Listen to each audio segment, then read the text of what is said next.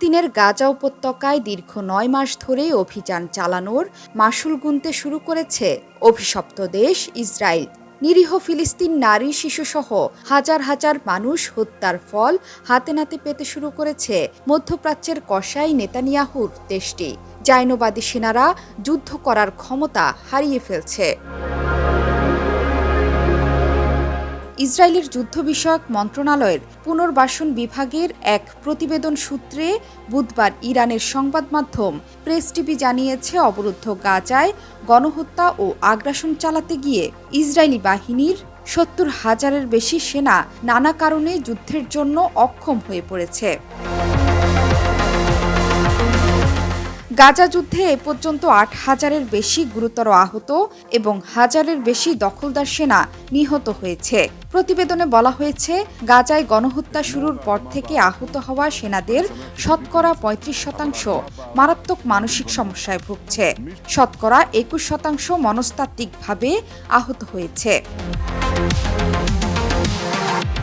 তেল আবিবের পুনর্বাসন বিভাগ সতর্ক করে বলছে, চলতি বছরের শেষ পর্যন্ত অর্থাৎ ২০২৪ সালের ডিসেম্বর পর্যন্ত এই যুদ্ধ অব্যাহত থাকলে আরও ২০,০০০ সেনা আহত হতে পারে।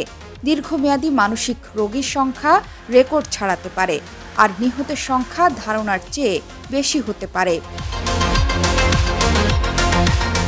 বিশেষজ্ঞ বিশ্লেষণে দেখা গেছে, প্রায় শতকরা ৪০% সেনা যারা বছরের শেষের দিকে হাসপাতালে ভর্তি হবে, তারা বিভিন্ন ধরনের মানসিক প্রতিক্রিয়া অনুভব করতে পারে, যেমন উদ্বেগ, বিষণ্ণতা, আঘাত পরবর্তী চাপ, পরিস্থিতির সাথে খাপ খাইয়ে নেওয়ার সংকট এবং যোগাযোগের অসুবিধা।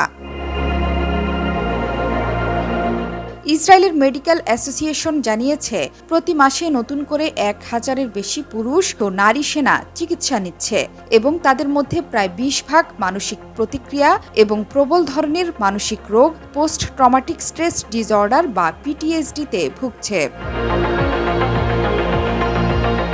চলতি মাসের ৭ তারিখে ইলিরান মিজরানি নামে আরও এক দখলদার সেনা আত্মহত্যা করেছে। সংশ্লিষ্টরা বলছেন, ইলিরান PTSD-তে ভুগছিলেন এবং তিনি আহতও ছিলেন। এর মধ্যেই তাকে আবারও যুদ্ধে যোগ দিতে বলা হলে তিনি আত্মহত্যা করেন। তবে ইলিরান একা নয়, এই তালিকা আরও বড় হচ্ছে।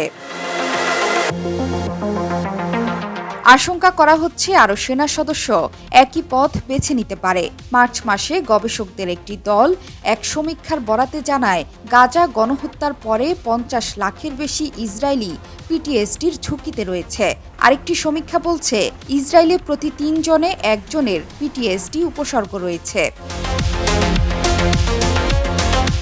গাজায় চলমান ইসরায়েলি গণহত্যা এবং হামাসের পাল্টা আক্রমণের আশঙ্কায় রয়েছে ইসরায়েলের অধিকাংশ নাগরিক।